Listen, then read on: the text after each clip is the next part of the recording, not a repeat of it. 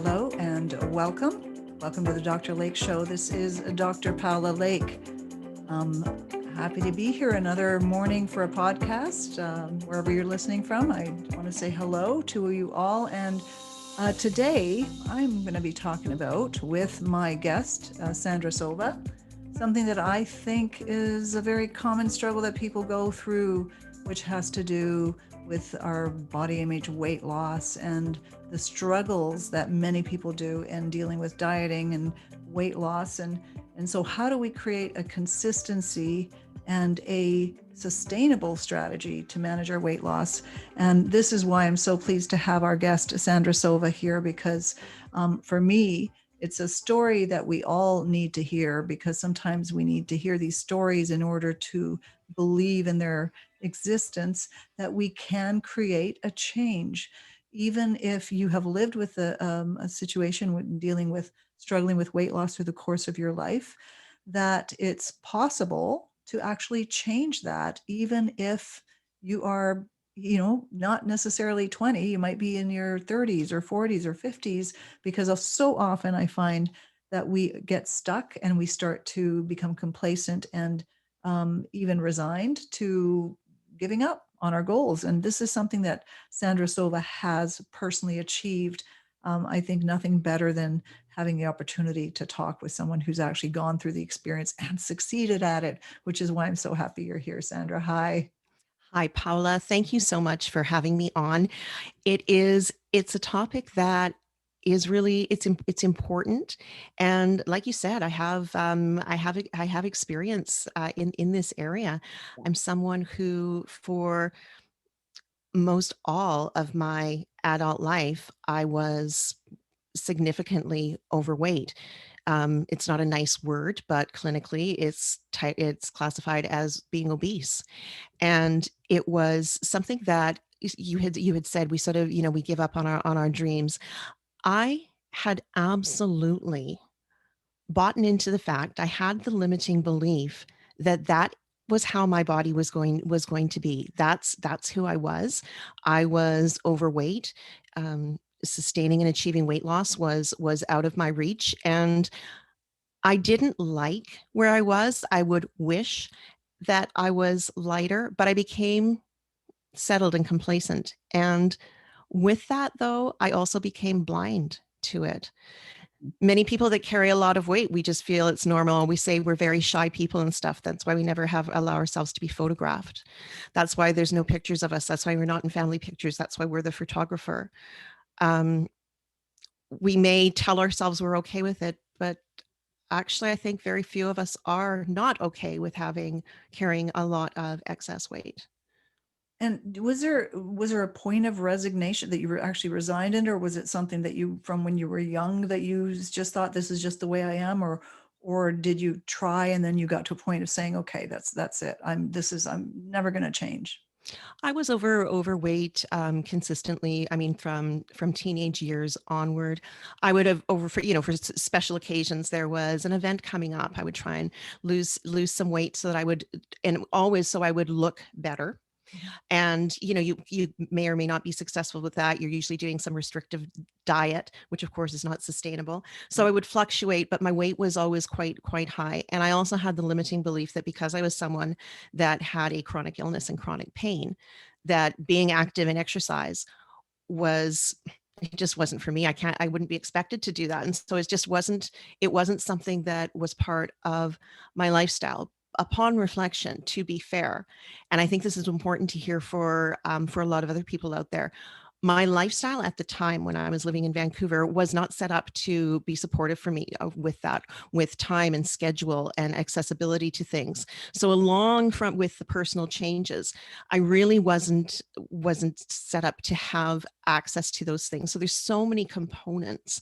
And then I went through a significant health crisis. My autoimmune condition became so severe I had to stop working, and then I went through a cancer journey with breast cancer and recovery, and so all this sort of things. And through that process, I I had a new outlook on who I was, why I was here and what's important. And I decided to think, hmm, maybe it is possible to reinvent my life. Maybe those things are within my reach. And I started to do little things, and I started doing a health and wellness radio show, and I started eating better, and I started exercising and things, but I never really got to the weight component Mm. until, and then I actually did, I sort of got a bit of a wake up call where I had to make a decision that I was going to commit to do it. And And I what was that? did. And Can I interrupt? Was that health related? That wake up call? Was it? I always find that interesting, right? Because sometimes things happen to us and they yeah, can shake us out of the trance that we've been in for many years. yes. So on a intellectual level, on just general knowledge, we know that being overweight is not healthy. Um, we know this, but I did 3 radio show interviews in a row where I'm sitting across from either a research scientist or a very well respected doctor talking about this aspect about how carrying extra weight not only is so harmful for our joints, our organs, every single thing, Mhm. but reversely, how losing weight can be so beneficial to our joints, to our heart. And the thing that each and every one of them said was life expectancy. Oh, wow. Okay. And I couldn't sit there and hear that over and over and over again and let it just Hmm. go over my head. Mhm. It was, and even when I say it now, I still get, I get sort of chills Yeah. because it was, well, what am I doing? I'm shortening my lifespan. Having chronic illness and being on medication already is something, but those at that time were not in my control. What was in my control? What could I do? So I got a little fiery, got a little mad. I Yeah. got stubborn. I got fierce and feisty. And I said, I am going to do this. And I I find started making changes. I find that so interesting, right? Because, I know one of the quotes that people will hear around a lot is when we change, the pain of staying the same is greater than the pain of change. And Yeah. often what I'm hearing you say isn't unlike what I hear a lot of people say when they're at pivotal moments in their life, that you were hit with something, you developed some kind of bigger picture view at it. You weren't just in the minutia of the day to Mhm. day. You actually took a little broad view at your life as it was, and you actually engaged in the possibility that sounded like something that you wanted, Yes. that you connected to that. Yeah. Very much so. And I had done an awful lot of work in other areas leading up to that with breaking through limiting beliefs. I had already started exercising, had been exercising for a year.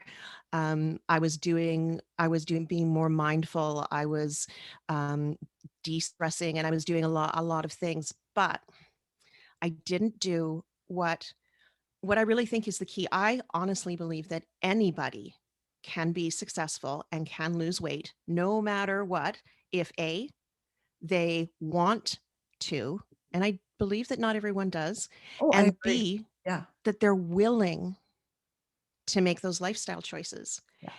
If you are not willing to make lifestyle choices, then it's not really going to happen. And so with this, I was willing to do this because this is something I wanted, not to look better.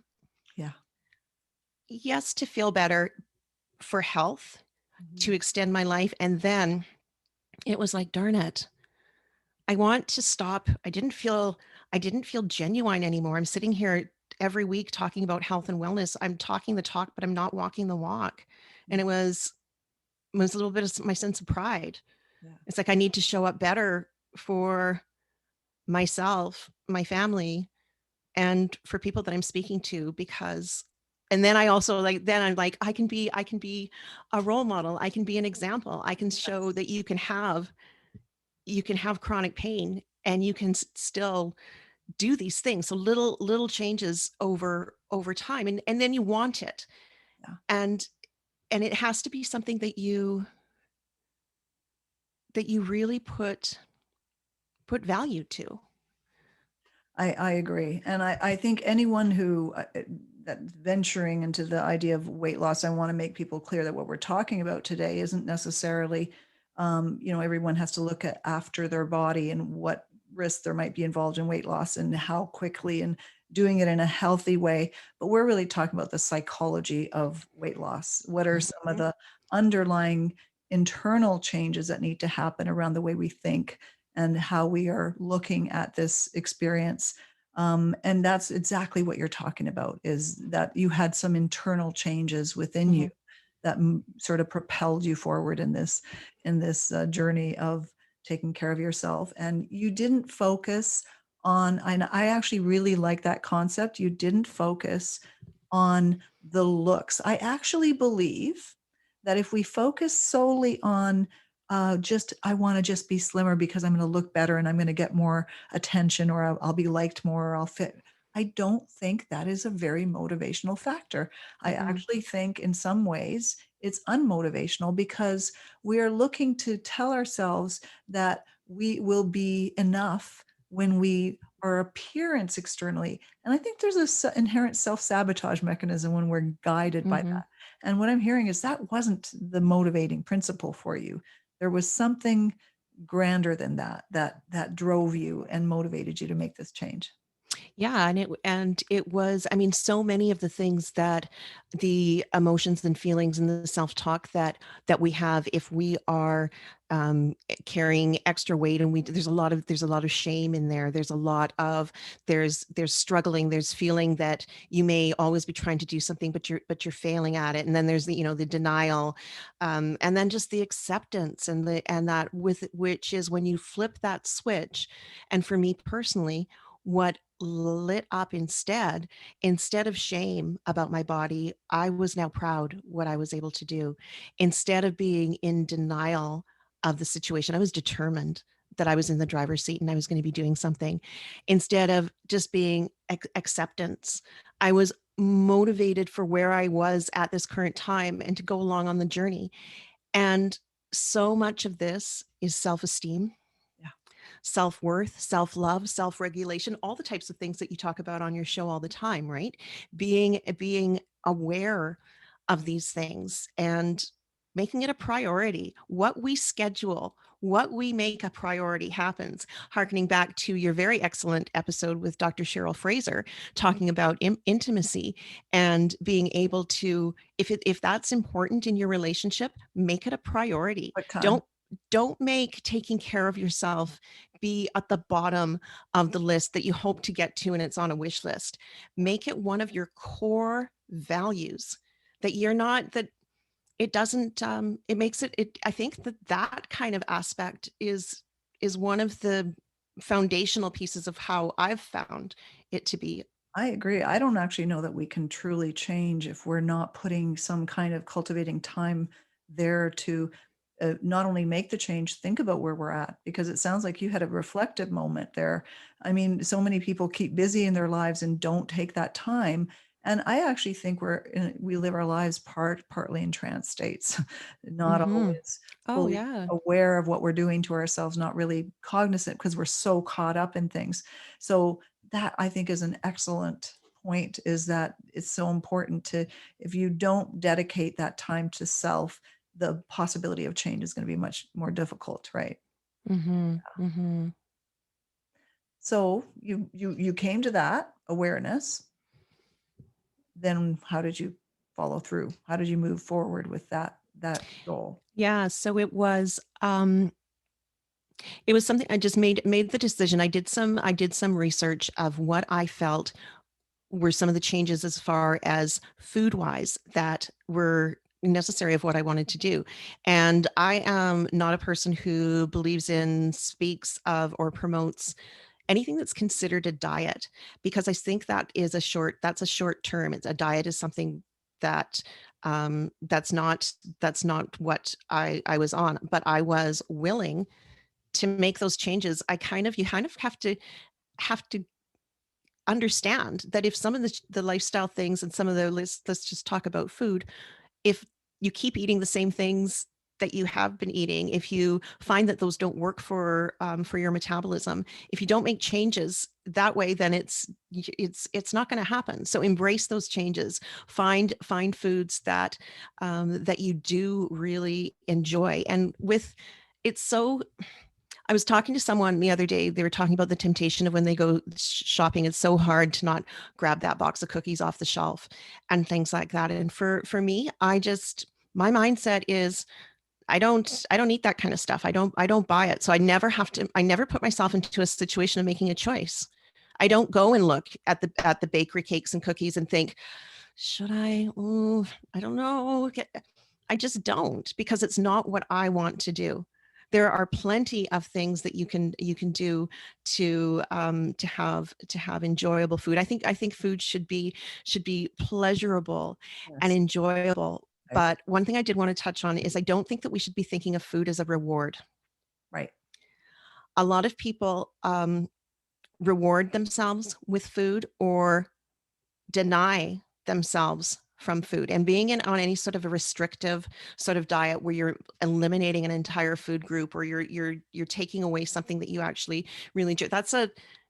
When we're taking things away, that's difficult to sustain. I 100% agree. I think that is one of the major problems. We do know for a fact that diets, people in the end up gaining more weight than they ever planned to lose, Mhm. might be able to lose weight. And I actually think from a psychological standpoint, that if what we are endeavoring to do, no matter what your goal is, feels painful, is a sacrifice, and you feel that you're suffering and giving up something that you value, and that's the mindset in which Mhm. you're pursuing this goal, it cannot be sustainable. Because in the end, if we are in that battle with ourselves around food and there's a saying, that what we resist persists. So if you're Mm. constantly telling yourself, I'm not going to have cheesecake, I'm not going to have cheesecake, your actual mind is constantly on that. You're not in a moving forward direction. And so that is so important in order to create sustainability, is to think of something that you can still live with and still enjoy, not from a place that I'm now going to diet, sacrifice, never enjoy food again. Not sustainable. No Not fun, and no fun sustainable. No whatsoever. fun. Yeah. So I mean, if people are curious, like, so when I initially started, so it took me over a year, but I did lose 60 pounds, and I've kept that off for now, a year and beyond. So Congratulations.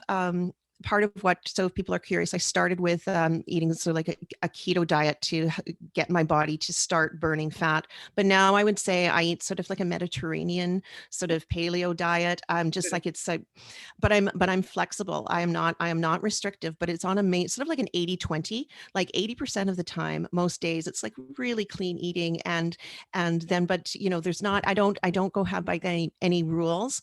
I have principles and values about what we're going to eat. But I wanted to share an interesting story because I think there's a lot that we can learn from this. So along those lines of being flexible, when the holidays came around, Thanksgiving, Christmas, and New Year's, I made the choice that I was going to indulge in just, anything that I wanted. So I was, so I don't eat bread and sugary things. I use sugar substitutes and stevia, but I don't eat any processed sugar or breads or sweets or anything like that. Well, I sure did over the holidays, and it was by choice, and we really Yeah. enjoyed it.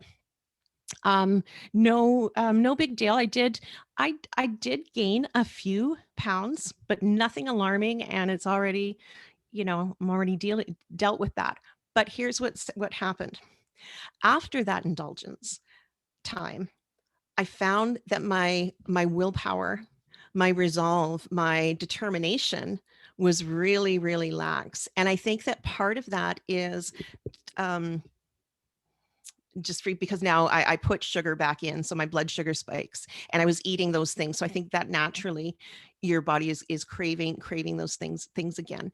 So, but the habits thing is the one that I wanted us to talk about. Mhm. So previously, I used to, when I'm out doing my grocery shopping or my chores or whatever, I would treat myself to a reward. And it would often be at Country Grocer in the morning, the right fresh out of the oven um, pepperoni cheese sticks wrapped in pastry, like wrapped in cheese bread. They're really nice. Sounds good. Um, and so I would do that, and I would so and then it became just something that I would do all the time. And then about 4 weeks ago, I'm like, you know what? Those are not the values that I set up. That's what I used to do. If I want to be true to being successful in maintaining, I'm kind of going down a slippery slope. And I started to look at, I was doing, like, even on the last time, I found it so interesting. I was like, yeah, I deserve that. I'm going to get myself a treat. Oh, it was a hectic time at the house, and I deserve a reward. Or I've been really good all week at the gym. I increased my. I deserve it, and it was so easy to just make that decision. I think so. It's kind of like does something in your brain, right? That you want that, and it made me become really really sloppy with my choices. I would go to the other way. And interesting. Yeah, I find it interesting. I mean, I think one of the things I want people to understand, because we have lots of cultural things around eating. We join with people to eat. It's a social thing. We don't eat just because we're hungry, but we also eat because it releases dopamine in our brain. And if we're going through any kind of Mhm. stressor, in that moment in time, it may actually help us escape from something that we're not dealing with. And I think that's something people need to be aware of. And it's not to say, I think there's lots of different ways we can get dopamine from food, and that's a lot healthier, so we don't have to make those choices. But and you mentioned willpower, and one of the things I found, and I looked was looking at some research on eating and eating patterns, and there's a myth of willpower, because willpower has a shelf life. Willpower does not last. So if you can sustain willpower to restrict and restrict and restrict for, let's say, 2 or 3 weeks, it will exhaust itself to the point that now there's no longer willpower. So it's more than just willpower, because you're not willpower entails we're fighting something that we don't want, and we're strong enough to resist it. But I think you're talking about reconnecting to a value, which isn't about just forcing yourself to do something you don't want to do. It's moving towards, not trying to avoid. It's Oh, totally. right, because Yeah, no, that's a talk, and that yeah, feels different, right? completely And different. Yeah. yeah, and the thing that I noticed as I was, so then I wanted to sort of break that habit and replace it with other things. Something just kind of by fluke happened, and I think it's so interesting. So the next time I was at the store, my initial thought was, oh, I wonder if I'm going to get one of those things. And I'm like, no, I'm not. But it was still there in my mind. And then started to have just these really. I was already feeling fabulous that day, and then I started to have these little exchanges with people. Like I would smile at this person, or I'd let this person go in front of me in line, and so I was just feeling. I was my energy, my vibe was super super high, and I even forgot I wanted to have that snack. Amazing. I Yeah. even for I even forgot. And then just the other day, I had been to 5 different stores trying to find an item. I was frustrated. I was cranky. And I was thinking and planning in my head, okay, where can I stop to get something to eat? It doesn't have to be, it can be a keto something, but I need something. Instead of, even though I've had my breakfast smoothie, I've got my food planned out for the day, I'm consciously thinking, and it's because I want that feel good. I want that reward. Um, and then the same thing happened. I heard the most amazing song on the radio. I went into the store I needed to go to, talked to the cashier, said, "You are looking absolutely fabulous today." And I just started doing all this kind of stuff, raising Yeah. my feel good Yeah. emotions. And then again, I got back to the car and go, oh, I forgot. My motivation for being here was to get some sort of snack, any kind of snack. And I replaced that. And so let's talk about that. What's happening when I'm replacing that? That's a huge issue. Yeah. Well, I mean, there's one thing that I know is, and I found it also in research that they've done some studies where they looked at the impact of shaming and self-shaming. And when we are actually already in a negative state, which you're talking about, but also when we are coming from a place, so the things you described there, one of them is, okay, you're not feeling so great. So the idea of having something that you're really enticed by is a nice little dopamine rush, right? It's going to give you an immediate feel good, short-lived, but an immediate feel good sensation.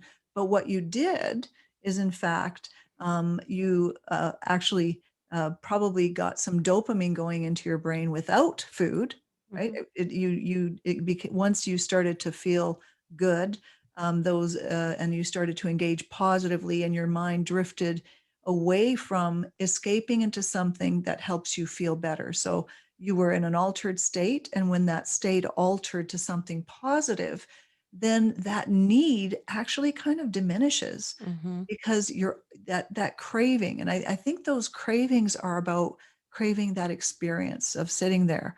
And mhm, so we have lots of different ways we can release dopamine in our brain. We can release dopamine through exercise. We can release mhm, actually, what they found is with positive expectations, we release dopamine in our brain. And so when we stop associating food as this external source that's going to make us feel good, and when we start instead to mhm. feel good, which is, sounds like that's what already was happening for you, that Yeah. that enabled you to continue and to almost, it sounds like it just dissolved that craving. It And just sort you of, mentioned something that that is really important, and that is changing your state. And so whether that's raising your, creating dopamine, doing something, changing your state, your vibration, your focus, your helps with that, and just helps you to reframe what you're actually at. And it was just so interesting to me because I had done so well, and I had been doing so well, but it was just all those old, oh yeah, I'm gonna where's the next yeah. treat to eat. And people, when I mean, and this can happen at any time. I know preparing food for my mom downstairs, I have no appreciation of how difficult it must be for parents always preparing food for children to not have a little bit of this and Yeah. have a little bit of that and to have all of these things. And so we can change our state by bringing in something. I think that it's something, it's like happy, it's up. And music can be music, movement, so grab a glass of water, do something other than stick into the part of wanting, So and you, then telling yourself, well, yeah. I just a little bit, I deserve that. But that's huge, because what you're talking about is, you're not, and I think in any kind of change that we're weight making, we don't want to just be getting rid of something that we think is not good for us, or just changing it. We want to replace it with something else. Hmm. And like I said, you said movement, because we release dopamine when our body is in a state of movement. I think those are state changes are at the essence of what allows us to make things happen in our lives. And if we do not alter our state, so the state you're in when you're caught in a pattern is going to probably, if you continue to remain in that state, the chances are very unlikely that you're going to be able to create sustainable change. So Hmm. that's something that you're very cognizant of right now, is the state that you're in and how that impacts. And I do think it's important for people to take a little bit of time. And if there is something about coping with feelings, and that's been, because often we find ways to cope, and some people might turn to alcohol, some people might turn to other substances, some people turn to food, and food is a comfort level, that we may need to deal with some of those issues too, and to Oh yeah. dissolve them, so that we're not using food One of the things that I think is valuable, and I think in some ways, I know you've done essential oils, they create a more mindful state. And Mhm. the more we can practice being present and centered with ourselves, it actually will lessen the impulsive nature for us to just do things mindlessly and run into, do it. Sometimes people say, wasn't even thinking before I grabbed that bucket of ice cream and started 100%. eating. And so that's if you can't sit in silence and be present with self, it's going to be really hard for you to resist Mhm. not doing that automatic movement of doing some behavior that you're trying to step away from. And especially when we're in that reward culture for being busy and always being on the go and doing all this kind of stuff, it it makes it easier to just grab something and to be reactionary instead of intentional. And this is all of this, it's about being intentional. And there's an education piece about it too, to understand um, what what things like processed food are actually doing to our health. Like there's lots of chemicals in that, and when you like check, you would think that everybody knows nutrition and stuff, but you wonder when you see like just there's it's availability too. I mean, our society, they make so much garbage available for people to So, purchase. well, I will tell you that honestly, one of the things I always found interesting, because I've been to Italy many times, is that in Italy, if you go into a grocery store, unlike here, where you'll have a whole aisle dedicated to junk food, maybe two aisles dedicated to junk food. In Italy, mind you, there's been a lot of immigrants there. Things have changed a little bit. However, as a general basis, you will find that junk food in a small corner. It's not as readily available. It's not at the Mhm. forefront of people's mind.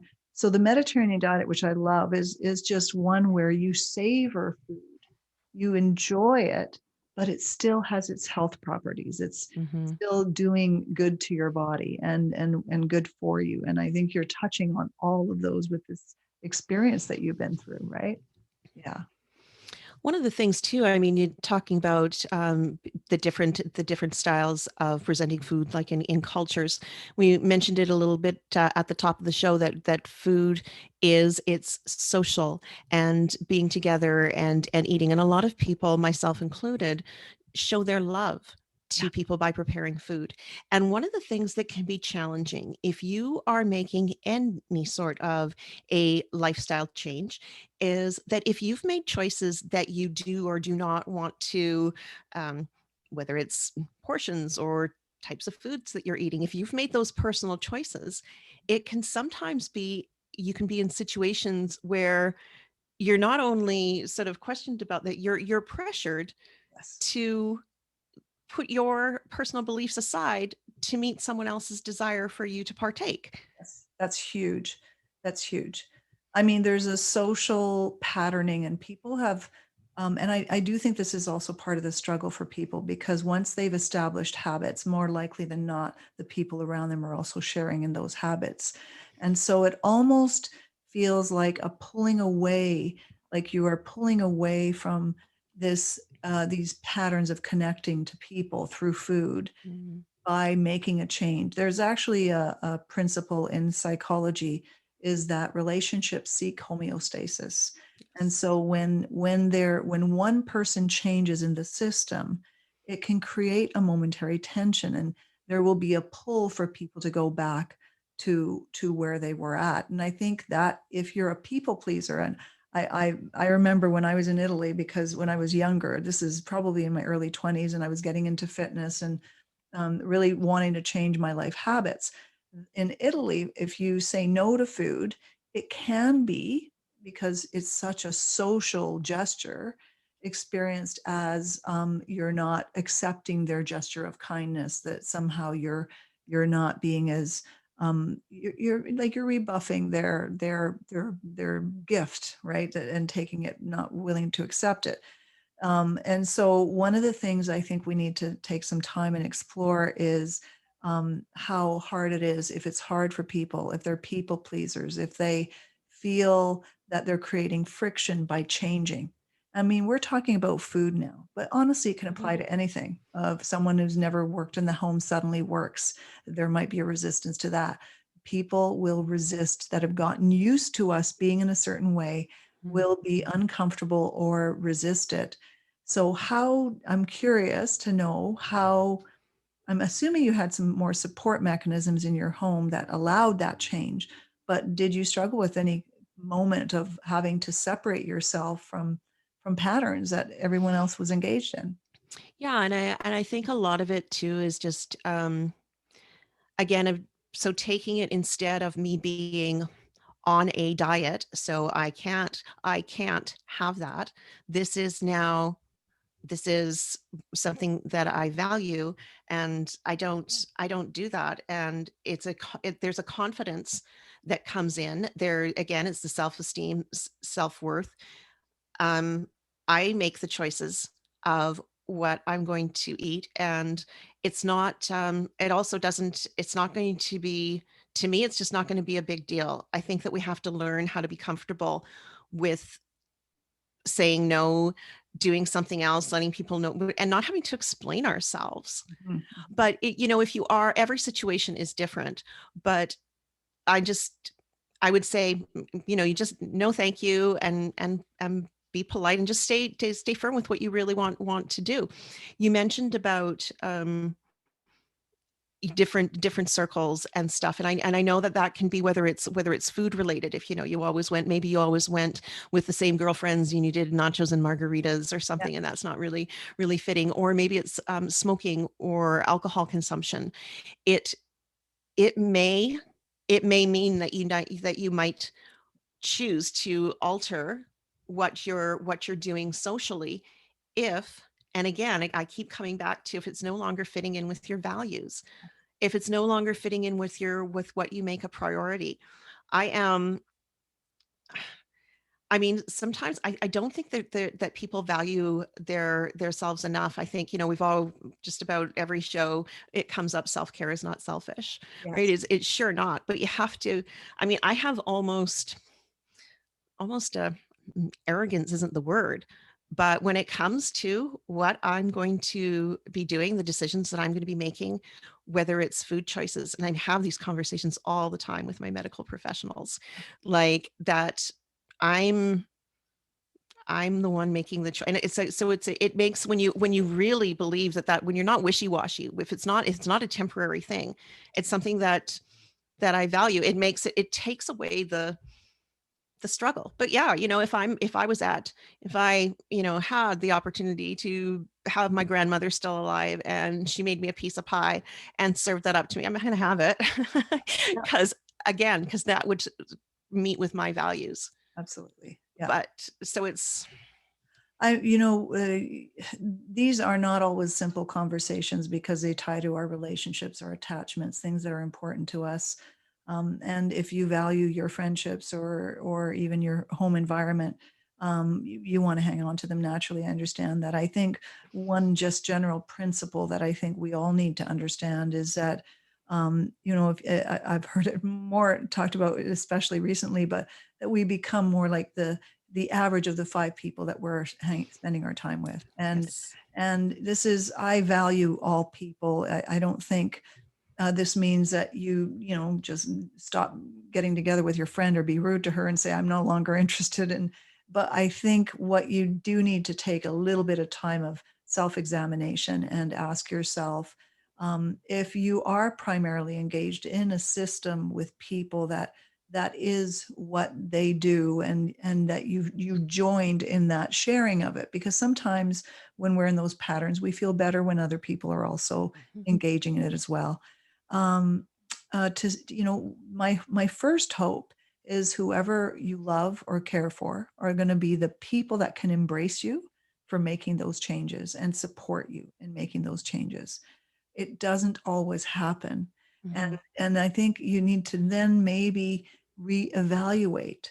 So if every day you've been going, or every week, every you did 3 nights with somebody where you just binged eat, and suddenly you're stepping back, it could be threatening to them if that was something they felt comforted them to share that with you.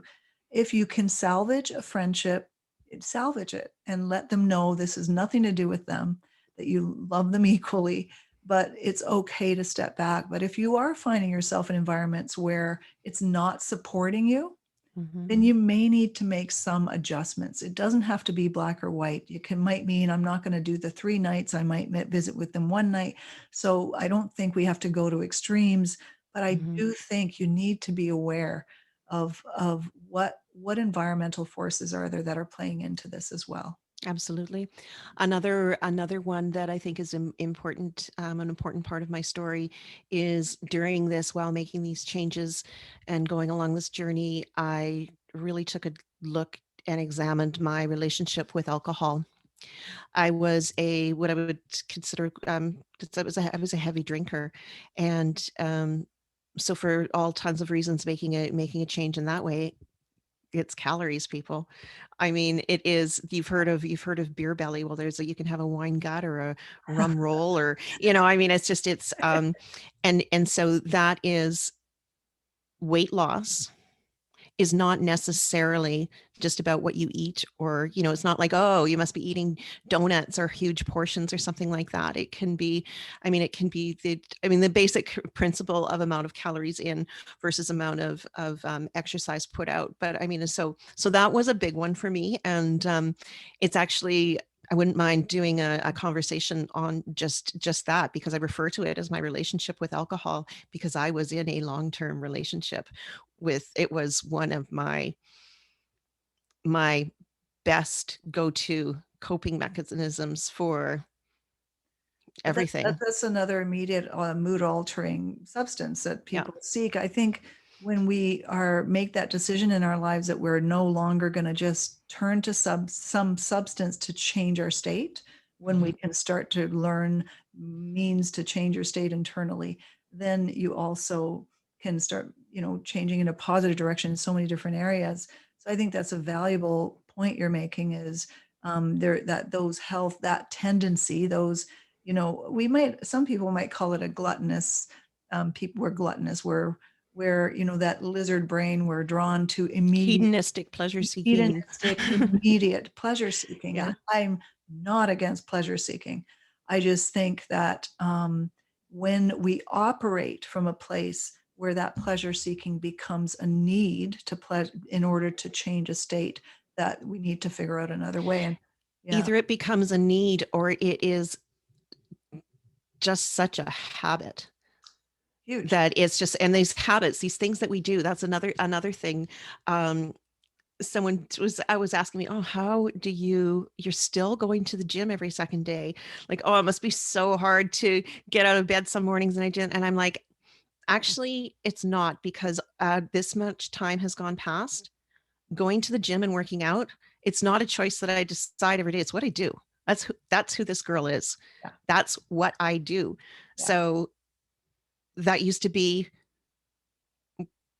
wine was the same. That's what I do. You I'm change not I'm from, not going to go anywhere for lunch with you if it's not licensed. Are you kidding? Why would I do that? well, you actually kind of replaced one habit with another habit, is what you did. And they both are mood altering, because exercise is definitively mood altering. And so I think there's Hmm. a lot of value in that you replaced that habit with another. And I think, these are all different components, I think, of what we need to look at. I think there's many things we talked about today that are touching on how to achieve that personal goal. One thing I want to mention, and you talked about self-esteem, um, and on a motivational principle, this is what I think is important for people to understand. I did create a hypnosis meditation for weight loss on my podcast. If people look through, and one of the reasons I did that is because our way of thinking is often of tomorrow. Tomorrow things will change. I'll do things differently tomorrow. Who I am today is not good enough. Who I want to be tomorrow will be, so hopefully someday, the person I want to be. That mindset keeps us stuck. So the mindset that I really think is important for people to work on changing is getting away from um, the shoulds and moving towards the wants and changing it from tomorrow to today. So that I think is really important to start to visualize and see yourself, um, get excited Hmm. about what you want to do. Don't make this a terrible thing. Instead of starting from a place of, I'm not good enough now. Right now, I might even be repulsed by myself. I might not like myself, but I'll just accept it.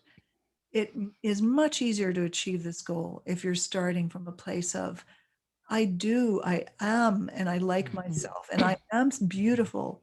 And to still embrace that, because there are some people, for whatever reason, they have Hmm. some personal reasons that wait, they may never get to a certain place. But I wouldn't stop at that because, just like you said, this is just the way I am. You need to be able to sit down and say, how much of this is resignation? And how much of this, because there are beautiful women who may not be that size 2 format, and you're still healthy, vibrant, energetic, and beautiful in your own way. And I think we need to end that dichotomy of this Hmm. narrow vision that says this is only the time I can think I can like myself, and today I won't, because that will not get you going forward. No, and it is, I mean, it's not instantaneous. It's a process, and just starting somewhere and believing that, those changes are possible. I mean, I'm in my mid 50s. I only started this quest like 3 years ago. So it is, you don't have to, you can always, and it's having goals should be, I think, more like sort of more a daily, like for today, for now, for this, like, and building your routine, not have it necessarily be the end of, I want to be a size whatever, or I want to weigh a certain amount of of pounds. It's the process to embrace. It's the every day. And yes, we have to love ourselves for where we are right now. That's that's part of what keeps it going, I think, is that real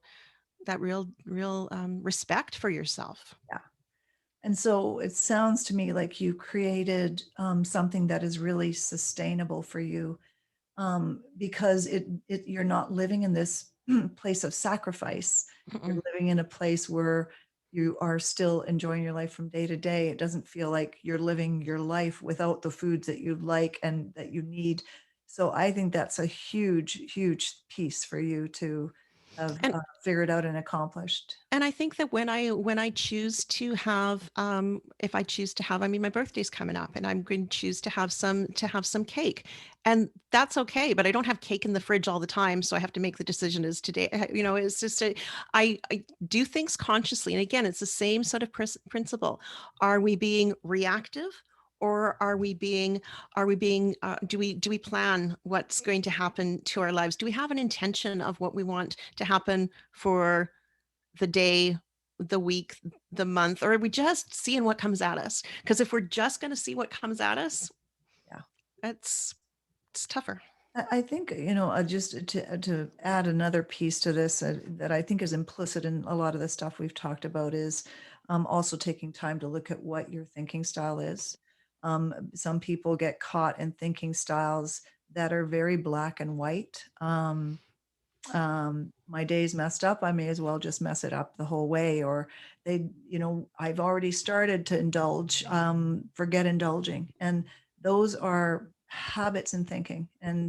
We can start to change those habits in thinking, but you need to work on those, I think, on a daily basis. I'm not someone who believes, while I do hypnosis, I do not, I think we're all in a trance of our own. We're all hypnotized from day to day, from when we're watching media. So we need to do our own self hypnosis, which is, I'm changing my patterns of thinking from a day to day. So if I've had a slip, it's okay.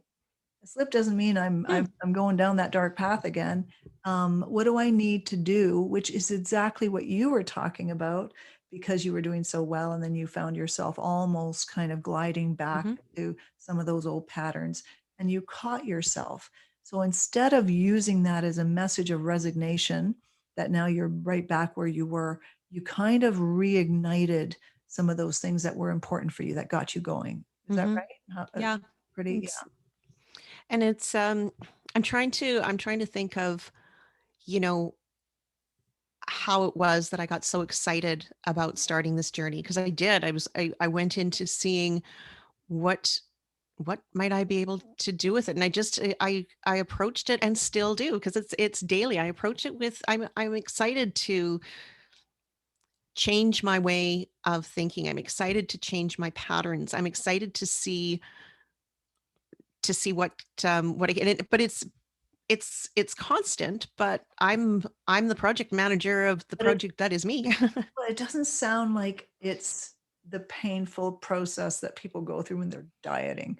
Because dieting in itself, I think, is this self-sacrificing experience. It will end, and after that, the desire to go back to where you were is you're still enjoying your day to day. You're still eating some of the foods you like. So it's not like your life is a sacrifice life of eating only foods you don't like. And I think a lot of what you talk about is exactly what I try to work with when I'm trying to help people in achieving these personal goals.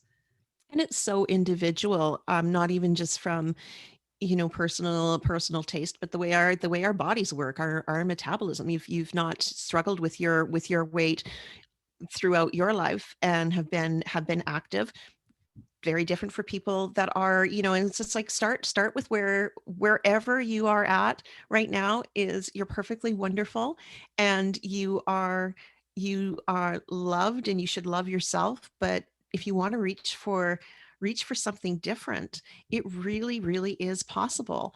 I wouldn't have believed it 5 years ago, a decade ago. I wouldn't have bought into the concept. But again, it's so not just about weight loss. It's Is about it's about it's about the how you feel about yourself, and if you want it. and how And I you I feel, finally did. yeah, and how you feel about your life. Because I think if you're not happy in your life, generally speaking, if you feel like you're stuck in a rut in your life and you can't move forward, then that's going to be more challenging. I think you might need to also ask yourself things that are not necessarily tied to food and eating, and Mhm. ask yourself, what is it that I'm not happy about in my life that is leading me to kind of give up on myself and just confine myself to this pattern of behaving? Because if your life is actually kind of unhappy, then I do know my mother who had a number of health issues. I remember one of the things, she struggled a little bit with weight loss, but there was one thing she would say. She'd say, food's the only thing I enjoy now. It's the only joy I have. So for her to modify that, it meant taking away all her joy. And so if that is really the only place you experience joy, I really think you need to take an inventory and say, what is it about my life Mhm. that I'm not happy with? What do I need to change? Because otherwise it will be a very um, understandable direction for you to take, to want to go to something that makes you feel good when your life isn't feeling good. And Mhm. ultimately, I think that's an important thing. We need to take some time and inventory in ourselves, because I do see that for you, things started to change in a way that excited you. You started getting involved in things. It didn't start with the weight loss or any of that. No. It started with things that made you feel better about your life and that motivated you. And I think that's so important. That's very true. The other thing that's real is that there is an addiction process, not just the psychological addiction of wanting and habits, but the actual addiction. If you're used to eating foods with high sugar, highly processed and chemicals, and I'm not dissing anyone's Oh, eating no. habits, whether it's fast food, whether it's stuff in the, like, it's your I swear it's made that way to make us Yeah, addictive and want it, whether it's your, your sure. favorite chips or things like that. So it's not just, it's a process. And so that's what I had to do, a reset after the holidays with the things. Okay, so what were my techniques when I first started on this weight loss journey? What were the things that I would do to help support myself through those cravings? And I kind of had to do it again. And that addiction process, that's something you have to um, be aware of and do, whether it's always changing your state or having other things that you can reward yourself with. Absolutely. And because it's not just, oh, okay, that's easy. You have to work through, if you've been eating a lot of different types of food, you have to allow yourself to Well, adjust. if you've had a lifelong habit and this is your making monumental changes in your life, my hopes are that you give yourself a little bit of a break whenever you might run into certain situations that sort of pull you back in. And that's where I go back to all or nothing thinking. Sometimes Mhm. people once, whether we're talking even about addictions and whether it's alcohol or drugs, the way that you relate to a relapse, let's call it a relapse, a slipping back, is going to be really important in your sustainability.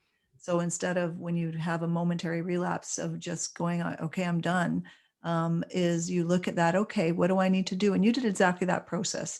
What is it I did? Mhm. What do I need? What state do I need to get back into? Because that's really what you're trying to reignite, is the state that allowed you to continue in this particular, journey in the direction that you're taking right now. Mhm. Mhm. I think this is all amazingly valuable. I'm hoping that people mm, will, take some of this information and be able to start some of their own process in changing it. And I don't know if there's Mhm. something you wanted to add to. Just that if there's any women out there that have sort of heard a bit of themselves and if something that I've said has resonated and they want to touch base and get some, get a little bit of a, I do coaching, and I help people reimagine their lifestyles and change with healthy habits. And so you can, people can find me, reach out on social media or through my YouTube or podcast, and I'm here to help because I know I sometimes think I make it sound easy, but I know it's not. Oh, And sure. we There's need a lot we of need different support. factors involved in it. Is there a site for people to get?